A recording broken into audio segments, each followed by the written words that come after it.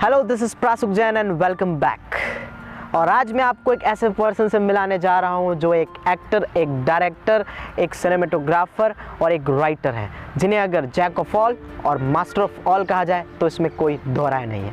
लेकिन उन्हें आपसे मिलवाने से पहले मैं आपको बता दूं कि ऐसी क्या खास बातें हैं जो उनके साथ जुड़ी हुई हैं। कुछ समय पहले यूट्यूब पर एक फिल्म आई आरुष, और उस फिल्म के कंटेंट और उनकी उम्दा एक्टिंग ने मुझे उनका इंटरव्यू लेने के लिए इंस्पायर किया।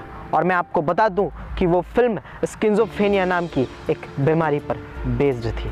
और एक और ख़ास बात, कुछ समय पहले वो जिस एएसएमएस कॉलेज के स्टूडेंट हुआ करते थे, आज मैं भी उसी एएसएमएस कॉलेज का स्टूडेंट हूँ।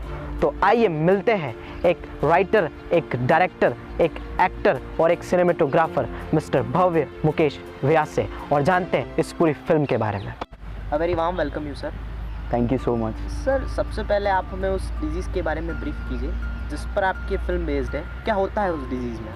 एक्चुअली सबसे बड़ा कन्फ्यूजन ये है कि स्किज़ोफ्रेनिया एक डिजीज़ है। स्किज़ोफ्रेनिया एक डिजीज़ नहीं है, इट्स मेंटल डिसऑर्डर।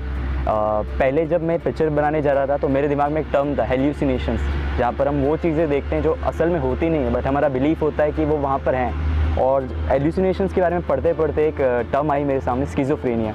और जब मैंने जब इस चीज़ के बारे में पढ़ा तो आई वॉज शॉक्ड, और मुझे पता चला कि जो मेरे ग्रैंडफादर है उनको भी सेम यही डिज़ीज़ थी। तो बेसिकली इस डिज़ीज़ में ये होता है, आप हेल्यूसिनेट करते हैं, और ये एक हेल्यूसिनेशन से लेवल की ऊपर चीज़ें हैं। यहाँ पर कई बार विजुअल हेल्यूसिनेशंस होते हैं, जहाँ पर आपको कुछ दिखाई देता है, कई बार कुछ सुनाई देता है, आप बहुत एंटी सोशल हो जाते हैं। आप लोगों को, जो इनके पेशेंट्स होते हैं स्किज़ोफ्रेनिया के, इनको बहुत डर लगता है लोगों के बीच में जाने का, अपनी बात कहने का। कई बार ये कुछ बोलने जाते हैं तो लाइक हकला जाते हैं, अपनी बात भी ढंग से कह नहीं पाते हैं, बहुत कम चीज़ों को ये फील कर पाते हैं।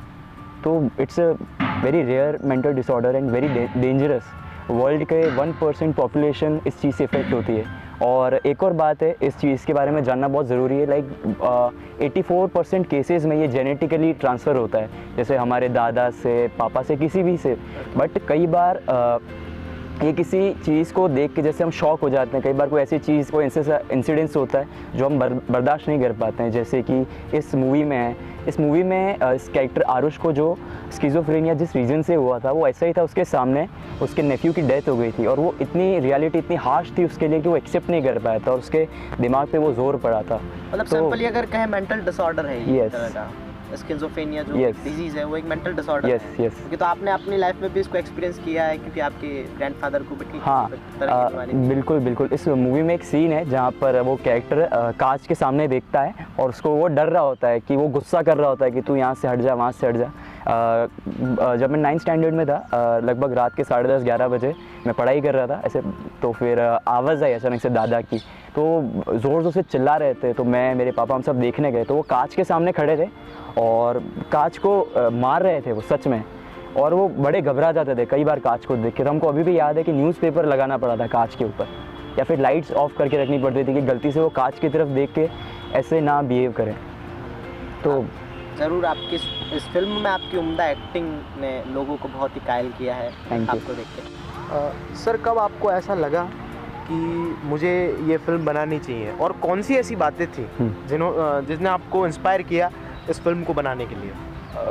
सबसे पहले तो जब लॉकडाउन हुआ तो सब काम बंद हो चुका था, और मैं कॉलेज के टाइम से बहुत सारी कहानियाँ लिखता था। और बट एक अजीब सी बात है कि मैं जो भी कहानी लिखता हूँ या जो चीज़ सिनेमा जो मुझे बहुत पसंद है वो हमेशा उस टाइप का है, बड़ा डार्क टाइप का है। तो जिस भी मूवीज़ में, जिस भी कैरेक्टर्स में जहाँ पर ऐसा होता है ना उस कैरेक्टर को कोई बीमारी है, तो मुझे बहुत अट्रैक्टिव लगता है। अंधाधुन में जैसे आयुष्मान खुराना को देख सकता था, नहीं देख सकता, वो एक कन्फ्यूजन था। मुझे अल्जाइमर्स, मल्टीपल पर्सनालिटी डिसऑर्डर, इन सब के बारे में पढ़ने का बहुत शौक है, तो मैं अक्सर ये सब चीज़ें पढ़ता रहता हूँ। और जब भी मैं लिखता हूँ मैं कोशिश करता हूँ कि मैं ऐसी चीज़ें ही बनाऊँ। मुझे बहुत पर्सनली मतलब अच्छा लगता है ये सब चीज़ें बनाना। और लॉकडाउन का जब टाइम आया तो मैं बहुत इतना मुझे टाइम मिल गया था कि मैं ईजीली एक स्क्रिप्ट को लिख सकूँ, मेरे पास इनफ टाइम था मैं इसको शूट कर सकूँ, और बस यही सब चीज़ें थी। ऐसा कोई पर्टिकुलर ऐसा नहीं था कि बहुत पहले से सोच के रखा था कि मुझे यही चीज़ बनानी है। एक दिन मैं बैठा, मुझे अचानक से एक आइडिया आया कि ऐसा करते हैं, वैसा करते हैं। हाँ, बहुत सारी दिक्कतें थी, बट मुझे था कि मतलब मुझे यही बनाना है, एक फर्स्ट चीज़ मुझे अभी यही बनानी है। तो तभी आपने सोच लिया था उस लॉकडाउन पीरियड में कि मैं कुछ एक क्रिएटिव वर्क करूं? बिल्कुल बिल्कुल। लोगों को एक लगे कि मैंने कुछ अच्छा काम किया। बिल्कुल बिल्कुल। सर ये जो आपने इस फिल्म में कैरेक्टर प्ले किया था जिसका नाम है आरुष, उसके लिए आप खुद को ट्रांसफॉर्म करना पड़ा था, तो सर ऐसे क्या चेंजेस थे जो आपको आपके अंदर लाने पड़े थे, और दूसरा आप उसमें कितने सक्सेसफुल हुए वो चेंजेस लाने में? क्या आप सही में वाकई वो चेंजेस ला पाए अपने अंदर? मैं बहुत ईमानदारी से बताऊंगा, जब मैंने सोचा था कि मुझे बनाना है, मैं इसके पहले एक्टिंग कर चुका हूँ, मैं थिएटर कर चुका हूँ, बट मैं बहुत ईमानदारी से बता रहा हूँ, जब मैं फ़र्स्ट टाइम ये ट्राई करने गया मुझे लगा था कि मुझसे नहीं होगा ये। जब मैंने इस डिज़ीज़ के बारे में देखा, जब पढ़ा और पेशेंट्स को समझा, तो मुझे बहुत मुश्किल लग रही थी। जैसा मेरा शरीर था, ये लोग यूजुअली थोड़े से पतले होते हैं, बिहेवियर बहुत अलग होता है, इनका बॉडी लैंग्वेज कैच करना बहुत टफ था। तो मैं बहुत डर गया था जब फर्स्ट टाइम मैंने सोचा था कि ये करना है, जब मैं प्रैक्टिस करने जाता था। तो बट जब मुझे लगा कि मतलब ये बहुत मुश्किल होने वाला है, तो मैंने कहा कि अब मुझे तो मतलब करना तो यही है। तो जब मैं इस एक्टिंग की प्रिपरेशन बताता हूँ, मेरा कैसा सीन था कि जब मैं लॉकडाउन था, तो ये मेरे दादी दादा का घर है, मैं अपने घर से आता था हमेशा, यहाँ पे घर बंद रहता था, तो हमेशा इसमें एक वाइब थी कि कोई है नहीं, और इस मूवी में भी ऐसा होता है कि वो कैरेक्टर आइसोलेटेड होता है। तो ये चीज़ ने मेरे को बहुत हेल्प किया कि कोई होता नहीं था, तो मैं बहुत सारी चीज़ें, थॉट्स को एक्सप्लोर कर पाता था। मैं हमेशा पंखे को सबसे लोएस्ट स्पीड में रखता था, चालू करता, उसको कंटिन्यूस देखता था, और थोड़े साइकोटिक जो साउंड होते हैं यूट्यूब के थ्रू और ऐसे प्ले करता था मैं, और जितनी देर तक मैं पंखे को देख सकता था मैं देखता था, और अपने आप में वो थॉट्स लाने की कोशिश करता। मैं अपनी वॉक, जैसे कि लोग चलते हैं, मैंने जैसे इंटरव्यू में देखा वैसे चलने की कोशिश करता। और कई बार ऐसा होता है कि इसमें जैसे कि एक कैरेक्टर की कुछ चीज़ें थी, मैंने मूवी में आगे दिखाया था कि लोग बिना वजह का हंसते हैं, बिना वजह का रोते हैं, कांच में देख के गुस्सा होते हैं। और जब आपको कुछ ऐसा प्ले करना होता है जहाँ पे मूवी में आपके सिवा और कुछ नहीं है, दो तरह की मूवीज़ होती है एक्चुअली, जहाँ पर कैरेक्टर सेंट्रिक होती हैं, जहाँ पर कैरेक्टर की वजह से कहानी आगे बढ़ती है, और दूसरी जहाँ पर कहानी इतनी अच्छी होती है कि उसके इर्द गिर्द जो किरदार घूमते हैं। तो इसमें किरदार के इर्द गिर्द कहानी घूम रही थी, तो इसको प्ले जितना अच्छे से अच्छा करता उतना कम था।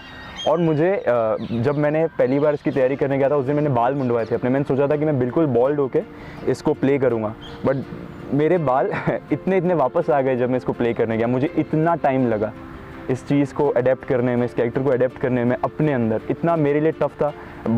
मैं दिल से बता रहा हूँ कि मतलब मैं एक बार के लिए डर गया था कि मुझसे होगा या नहीं होगा, बट जैसे जैसे मैं प्रैक्टिस करते गया मुझे खुद को कॉन्फिडेंस आने लगा कि हाँ अब मैं वो चीज़ बॉडी लैंग्वेज ले पा रहा हूँ, मुझे वो चीज़ें फील हो रही है, मैं अपने आप को लाइक उस कैरेक्टर में इंडल्ज कर पाया हूँ। तो चैलेंज था, बट अभी मैं उस चीज़ को पीछे मुड़ के देखता हूँ, जब लोग यूट्यूब पे या कहीं मुझे कमेंट करते हैं उस चीज़ को देखते हुए, तो मुझे काफ़ी अच्छा लगता है। एक एक्टर के लिए उसके कैरेक्टर के साथ ऑनेस्ट होना बहुत ज़रूरी है। कोई भी एक्टर जो कैसा भी हो, वो कैसा भी रोल प्ले कर रहा हो, उसको ऑनेस्ट होना बहुत ज़रूरी है उसके कैरेक्टर के साथ। तो मुझे ऐसा फील होता है कि मतलब ऐसा तो नहीं कहूँगा कि 100 में से 100, बट इनफ था कि मतलब ऑनेस्ट था मैं अपने कैरेक्टर के साथ, और मुझे कोई रिग्रेट नहीं है कि मैंने कुछ गलत किया इन टर्म्स ऑफ एक्टिंग। और अब मैं खुद सोचता हूँ तो मुझे अच्छा फील होता है कि नहीं मतलब नहीं, आपके सही काम और आपकी मेहनत नहीं तो आपको इतने व्यूज़ इस वीडियो के लिए दिलाए हैं। सबसे सरप्राइजिंग चीज़ थी जब मैंने, ये फर्स्ट वीडियो है मेरा यूट्यूब पे, मैंने आज तक यूट्यूब पे कुछ अपलोड नहीं किया, ना मुझे कोई नॉलेज है यूट्यूब का।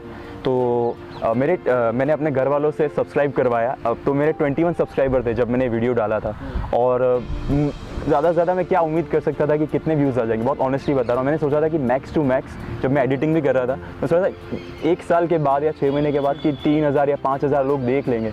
बट जैसे ही वीडियो डाला उसके 1 या 1.5 घंटे के अंदर ही वो क्रॉस हो गया था, और अभी लाइक 44,000 व्यूज़ हो गए हैं। बहुत सारे लोगों ने चैनल को सब्सक्राइब भी किया, कमेंट कर रहे हैं, शेयर कर रहे हैं। तो इससे ज़्यादा तो खुशी और कुछ दे नहीं सकता, लाइक सक्सेसफुल। सर जैसा कि फिल्म बनाने के लिए हमें सबसे मेन ज़रूरत होती है एक स्टोरी की। सर आपने खुद ने एक स्टोरी लिखी, आप एक राइटर बने। उसके बाद हमें ज़रूरत होती है डायरेक्शन की। सर आपने खुद उसे डायरेक्ट किया। फिर एक ज़रूरत होती है सर हमें एक्टर की। सर आपने खुद ने उसमें एक रोल प्ले किया और आप उसमें एक्टर बने। सिनेमेटोग्राफर में आप एक खुद सिनेमेटोग्राफी आपने की और आप सिनेमेट बने इस फिल्म को लेकर। तो ये सारे काम एक साथ करने का आपका क्या एक्सपीरियंस था, और ये सारे काम आप एक साथ कैसे कर लेते थे? सबसे पहले राइटिंग की बात आई तो मुझे सिर्फ 30 मिनट लगे थे इस कहानी को सोचने में। पता नहीं मुझे अचानक से आइडिया आया, मैंने एक पेज उठाया और मेरे पास एक प्लॉट तैयार था कि मुझे क्या बनाना है। उसके बाद में मैं पहले बात करूँगा सिनेमैट की, क्योंकि सबसे पहली चीज़, सबसे बड़ा टास्क वही था। कई बार ऐसा होता था कि मुझे अलग अलग एंगल से शूट करना होता था और मेरे पास कैमरा भी एक था, तो मैं अपने आप को इतना अच्छे से एक्टिंग में प्रिपेयर कर लिया था कि मुझे एक ही तरीके से मैं बार बार उठता था और अलग अलग एंगल से उसको शूट करता था। कई बार एक शॉट था जहाँ पर मैं हंस रहा हूँ और कैमरा ऊपर घूम रहा है, तो मैंने कैमरे को ऐसे पंखे पे लगाता था मैं चालू करके, और एक झाड़ू लेके आता था और उसको ऐसे घुमाता था और झाड़ू को फेंकता तुरंत, और जितनी देर तक पंखे को ज़्यादा ज़ोर से घुमा नहीं सकता था उसको धीरे से घुमाता, बहुत कम टाइम होता था झाड़ू को फेंक कर, और नीचे लेट जाता था और ज़ोर ज़ोर से हंसा करता था। तो जब वो शॉट देखता हूँ तो मतलब वो हार्डली मूवी में 10 या 12 सेकंड के लिए आया है, बट मुझे एक दिन लगा था उस 10 या 12 सेकंड को शूट करने के लिए। इतना टफ होता था कई बार। उसमें मूवी में एक सीन है जब मैं टॉयलेट में बैठ के रो रहा हूँ, और वो 2 या 3 एंगल से ही मैंने दिखाया हुआ है, जबकि मैंने उसको कम से कम 6 से 7 एंगल से शूट किया। मुझे समझ नहीं आता था कि मतलब पहले मैंने सब डिसाइड किया था कि मैं ऐसा रखूँगा वैसे रखूँगा, बट लाइटिंग बहुत बड़ा इशू होता था। मैं लाइटिंग कर भी लेता था बट एक आदमी के लिए सब करना थोड़ा सा डिफ़िकल्ट हो जाता, और जब मैं बहुत ज़्यादा इंडल्ज होता था कैमरा में तो फिर कैरेक्टर कहीं ना कहीं लूज़ कर देता था। तो मैं अक्सर कैमरा चालू करके रख देता, साइड में जाके बैठ जाता, अपने कैरेक्टर में आता और अपने आप को ही एक्शन बोलता। आपकी डायरेक्शन वाली बात, सबसे अजीब सी बात होती थी कि जब मैं शॉट हो जाता था कि आज मेरे कोई शॉट है, तो सबसे पहले मुझे अपने आप को जज करना पड़ता था कि मैंने अच्छा किया या नहीं किया, लाइक सेटिस्फाई कर रहा है या नहीं कर रहा है उस सीन उस मूवी में। तो बहुत अजीब लगता था लाइक खुद को जज करना। कई बार अच्छा भी करता था तो हमेशा एक डाउट रहता है मुझे मेरे अंदर कि मैंने अच्छा किया या नहीं किया, ये मुझे सबसे अच्छा करना है, लाइक मुझे अपना बेस्ट देना है। तो थोड़ा सा टास्क हो जाता था और खुद को कैसे जज करना वो मुझे समझ नहीं आया, बट स्टिल मैं अपने आप को एक्शन बोलता, मैं आता अपने आप को मैं कट बोलता और ख़ुद में जाके कैमरा बंद करता था, और फिर मुझे किसी और एंगल से शूट करना होता था तो मैं उसी जोन में रहता, उस कैमरे को वहाँ पर रखता, फिर से मैं प्ले करता और आकर मैं बैठ जाता और अपना एक्टिंग चालू कर देता, और मैं जितनी देर तक उस कैरेक्टर को होल्ड कर सकता मैं करता। कई बार कुछ सीन के लिए मैंने 1-1 घंटा, मतलब जितनी देर तक मेरा कैमरा बैटरी चल रहा है तब तक मैंने उस सीन को मतलब किया है, और उसके अंदर से मैं लास्ट में निकालता था अपने 10 या सबसे अच्छे 15 सेकंड, जहाँ पर हर चीज़ मेरे हिसाब से अच्छी हो, जहाँ पर मैंने अच्छे से एक्ट किया है, लाइटिंग प्रॉपर है, या फिर और कन्फ्यूजन होता तो मैं अगले दिन वापस जाता था उसको शूट करने। मुझे कम से कम 2 से ढाई महीने लगे इसको बनाने में, क्योंकि इतना अजीब हो गया था कि कई बार ऐसा होता कि कैमरे के पीछे समझ ही नहीं आता कि मैं एक्टिंग करूं या फिर मैं कैमरा हैंडल करूं, और कई बार मेरे दिमाग से तो ये भी हो जाता कि मतलब ये कहानी भी डाइसी हो गई कि मतलब ये सही जा रहा है कि नहीं, ये पार्ट होना चाहिए नहीं होना चाहिए। तो एडिटिंग के टाइम पे मैंने डिसाइड किया कि इस मूवी को मैं चैप्टर में डिवाइड करता हूँ। तो तब तक तो स्क्रिप्ट भी रोज़ रोल हो रही थी, इधर से उधर टास्क था, बट बहुत अभी सोचता हूँ तो बड़ा मज़ा आता है जब ब्लूपर्स मेरे पास पड़े हुए हैं, स्पेशली वो झाड़ू वाला। अरे कमाल का था वो। अच्छा, मतलब आपको अगर जैक ऑफ ऑल और मास्टर ऑफ ऑल कहा जाए इन सब चीज़ों में, तो इसमें कोई दोहराए नहीं, मुझे सारे रोल्स आपने खुद ने प्ले किए। नहीं, मुझे ऐसा नहीं लगता कि मतलब ये कहना चाहिए मेरे को, मैं नाइव हूँ इस चीज़ में, मैं बहुत नया हूँ। मेरा पर्सनल मानना है कि मुझे अभी कुछ आता नहीं है, ये मुझे बहुत शौक़ है। मैं जब कॉलेज में भी पढ़ता था मैं अक्सर कहानियाँ लिखा करता था, मेरा बहुत मन होता था कि मैं वो कहानियाँ हमेशा जो लिखता हूँ मैं उनको बनाना चाहता था। मेरी कुछ दोस्त भी थे, हम लोगों की टीम भी थी, हम हमेशा कोशिश करते बट हो नहीं पाता था। और इस बार कोई टीम नहीं थी, टाइम ज़्यादा लगा, बट हो गया, मतलब हो गया। और अभी उससे इतना कॉन्फिडेंस आया कि मतलब अभी मैं फिर से कहानियाँ लिखना शुरू किया है, अभी मैं फिर से कुछ और बना रहा हूँ। तो अब मतलब मेरा है कि मतलब मुझे, आप ज़रूर कामयाब होंगे आपकी हर चीज़ में, और अभी जो नई चीज़ आप लाने वाले हैं। बिल्कुल। सर, अगर हम बात करें इस फिल्म के सेकंड पार्ट की, तो कब तक आएगा इस फिल्म का सेकंड पार्ट? क्योंकि जो फर्स्ट पार्ट है उसमें आपको 2 ही महीने में 42 के व्यूज़ मिल चुके हैं, तो कब तक आएगा इसका सेकंड पार्ट? देखें तो मैं अभी इसके सेकंड पार्ट के लिए प्लान कर रहा हूँ। मैंने बहुत सारे आइडियाज़ सोचे हैं इसको बनाने के लिए। पहले एक आइडिया था बट मुझे उससे कुछ और अलग ट्राई करना है, और टास्क अब ये भी है कि मतलब लोगों को लाइक अच्छा लगा ये पार्ट। कुछ लोगों ने स्पेशली मैसेज किया है कि सेकंड पार्ट कब आएगा, आगे क्या होगा, लोग देखना चाहते हैं कि इसके आगे क्या है। तो अब उसको उतना ही अच्छा बनाना भी ज़रूरी है मेरे हिसाब से। और इसका सेकंड पार्ट से पहले मैं एक प्रोजेक्ट कर रहा हूँ, बहुत जल्दी आ जाएगा। वेब सीरीज़ है, मिनी वेब सीरीज़ है एक्चुअली, अपनी चैनल पे एक मिनी वेब सीरीज़ आने वाली है। उसके बाद में आरुष का सेकंड पार्ट आ जाएगा, लाइक 2 महीने के अंदर अंदर आरुष का सेकंड पार्ट आ जाएगा। और प्रॉमिस नहीं कर सकता हूँ, बट हाँ ये प्रॉमिस है कि बहुत कोशिश करूँगा कि इससे और अच्छा हो हर टर्म में, चाहे वो डायरेक्शन हो, चाहे वो कैमरा हो, चाहे वो एक्टिंग हो, हर सेक्टर में अच्छा करने की कोशिश करूँगा। और जल्दी से ले आऊँगा। लाइक 2 महीने कह रहा हूँ, हो सकता है उससे जल्दी आ जाए, थोड़ा सा लेट हो जाए, बट हाँ इसके बाद में मतलब वर्क इन प्रोग्रेस है। Yes, work in progress. रोज़ कुछ ना कुछ आइडियाज़ आ रहे हैं, चल रहा है, बट अब कुछ एक चीज़ वो होती है ना कि मतलब हाँ डन है कि मतलब अब इस पर ही करना है, वो भी तक आइडिया स्ट्राइक नहीं हुआ माइंड में। सर अगर कोई मैसेज आप देना चाहें फिल्म से रिलेटेड पब्लिक को?